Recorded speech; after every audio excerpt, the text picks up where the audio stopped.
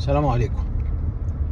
اخواتنا الاهلاويه اللي بيقولوا ان الرابطه واللائحه محصنه ومن قبل احمد دياب واعضاء اللجنه الموقره، وبيقولوا ان هي المفروض الخصم 3 نقط بس ومفيش 6 نقط بموجب قرار اللائحه اللي جميع الانديه وقعت عليها، فبالتالي لا يحق لبيراميدز ان هو يشتكي ويحصل على ال3 نقاط اللي تخليه رسميا يتوج بلقب الدوري المصري.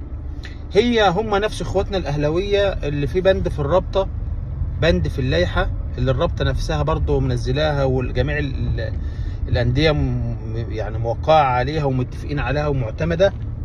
البند بيقول ان الموسم الكروي في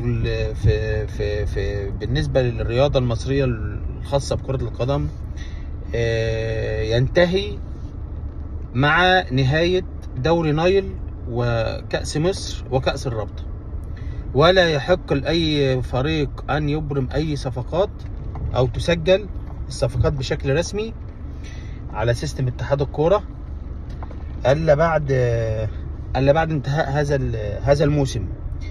طيب احنا دلوقتي عندنا دور الرابطة اللي هو بالنسبة لهم معتمد، كأس الرابطة اللي هو معتمد ده هينتهي تاريخ 12/6، تاريخ 12/6. المباراة النهائية هتتلعب يوم 12/6، فبالتالي المفروض محدش يقدر يسجل أي لاعب ضمه، ولا يسجله في لائحة، ولا يسجله في قائمة دولية أو قائمة محلية إلا بعد إلا بعد تاريخ 12/6. وبالنسبة لنفس الوقت الاتحاد الدولي حاطط موعد فتح الاستثنائي، فتح القيد الاستثنائي من 1/6 لتاريخ 10/6 اللي هي القوائم اللي هتبقى موجوده في كاس العالم للانديه. فبالتالي اخر موعد معاهم يوم 12/6، يوم 10/6 عفوا. فاحنا دلوقتي ما احناش عارفين احنا هنمشي على قرار اللائحه، القرار بتاع رابطه الانديه اللي هو لجنة الانضباط أقرت وقالت إن إحنا إيدينا مغلولة، وإن ده حاجة محصنة من قبل لجنة محصنة بالنسبة لرابطة الرياضة المصرية، ومحدش يقدر يطعن عليه.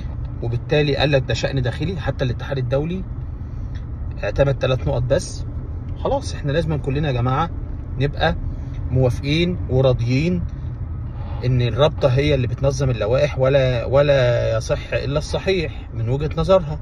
فلو سمحتم احنا مش هنقدر نسجل اي لاعب